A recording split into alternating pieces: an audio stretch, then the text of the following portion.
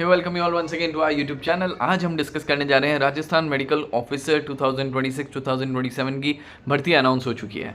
सबसे इंपॉर्टेंट बात जो आपके लिए जाननी ज़रूरी है कि कितनी सीट्स पे ये भर्ती होने वाली है। अब तक जो हमें मैसेजेस मिले हैं उसके according it is up to 600 seats which are fairly announced and approved by the government. अब क्या चीज़ें हमें नहीं पता है, जो हमें नहीं सोचनी है। सबसे पहले एग्जाम डेट का अजम्पशन आ रहा है कि कोई बोल रहा है दिसंबर, कोई बोल रहा है जनवरी फरवरी। हमें दोनों ही बातें अभी नहीं सोचनी है till the time we see official notification there on the newspaper cutting, जो कि officially release by the Rajasthan government है। अगर वो आएगा उसमें डेट्स आएंगी, वेबसाइट आएगी, एग्ज़ाम फॉर्म फिलिंग डेट्स आएंगी। सब कुछ जब तक नहीं आ जाता तब तक नहीं सोचना है, ठीक है। तो अभी हमारे पास क्या है कि भाई एग्ज़ाम आने वाला है, हमें पढ़ाई करनी है, हमारे पास कंसिडरेबल अमाउंट ऑफ डेज़ हैं।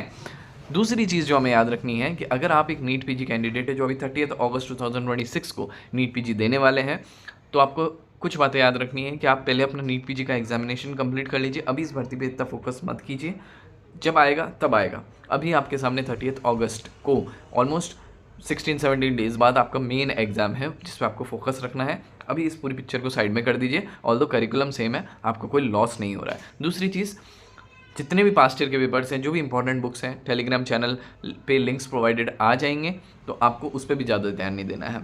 जब आप प्रिपरेशन स्टार्ट करें, कुछ सब्जेक्ट्स पे आपको फोकस रखना है। मेडिसिन, पीएसएम, सर्जरी और जितने भी क्लिनिकल सिचुएशंस हैं उस पर ध्यान रखना है।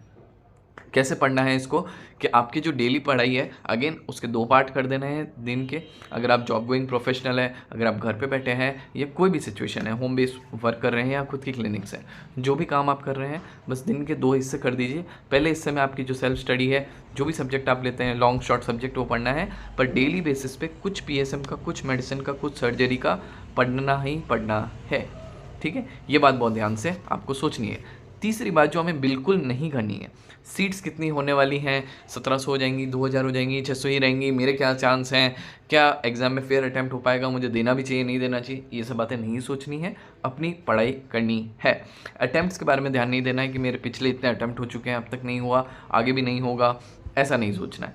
दूसरी चीज़ क्या नहीं सोचनी है कि भाई अब मुझे कितने अटैम्प्ट लगने वाले हैं, इसमें सीट कम है, मेरे इसमें चांसेस कम है, इतने लॉजिक नहीं लगाने होते। अपनी पढ़ाई करो, अपना एग्ज़ाम फेयरली दो, होना होगा, बिल्कुल होगा, ठीक है। सीट्स पे डिसाइड नहीं होता, 600 is also a good amount of seat, ठीक है। तीसरी गलती जो मोस्ट ऑफ द स्टूडेंट्स करते हैं, PYQ पे ही फोकस करना।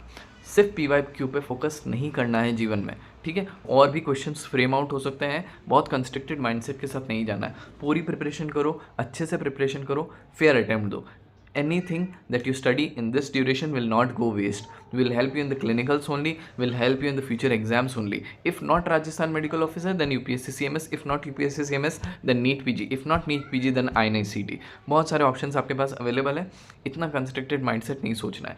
Obviously we all know, we all need a government job और उसके लिए हमें प्रिपरेशन करनी है, but let us just give a fair attempt. Just do not rely on the PYQs, just do not rely on shortcuts, just do not rely on previous pattern of the question. Do not upload these PPTs on the ChatGPT, Gemini and etc other AI platforms and ask them to analyze the pattern and then you frame your preparation like this. Do not go for this, don't take shortcuts, just prepare your subject well. Whatever you have left, इतने सालों में जो आपने छोड़ रखा है, बस उसको एक बार क्लियर करने का आपके पास समय है, एक बार में अच्छे से पढ़ने का समय है। Take your time, give all your efforts to this examination। होता है नहीं होता है, just leave it up to the hands of the almighty, just give your fair attempt, that is my only advice to you, ठीक है। बहुत fair, honest, brutal बात कह रहा हूँ, ऑन द फेस कह रहा हूँ, ऐसे ही करना चाहिए आपको। This is what you are suppose to do, है ना। आप जिस भी एज ग्रुप को बिलोंग करते हैं, maybe you are much more junior to me, much maybe or of my age, whatever, जिस भी एज ग्रुप को आप बिलोंग करते हैं, अगर आप मेरी बात सुन रहे हो और आपको मेरी बात लॉजिकल लगे तो ज़रूर फॉलो कीजिएगा। Just give a fair attempt, ठीक है। टाइम हम सबके पास कम है, we all are doctor, we all are MBBS, हम सबके पास कम समय है, हम सबके पास खुद के पेशेंट्स हैं, हम सबके पास एक जॉब है करने को, बहुत सारी चीज़ें हैं और बहुत सारी रिस्पॉन्सिबिलिटीज़ हैं, but just give a fair attempt so that in life we get a confidence कि हाँ हमने अटैम्प्ट किया एटलीस्ट, ठीक है। If you find this video useful, stay tuned on our channel, we'll upload more informative content related to this exam from now on। and if you're giving NEET PG 2026, we have uploaded a short playlist on our YouTube channel. There's also much more things going on our Telegram link. If you find it useful, do join us and let us know how can you put more efforts in this examination and how can we help you in the preparation. Thank you so much for all your time. Thank you.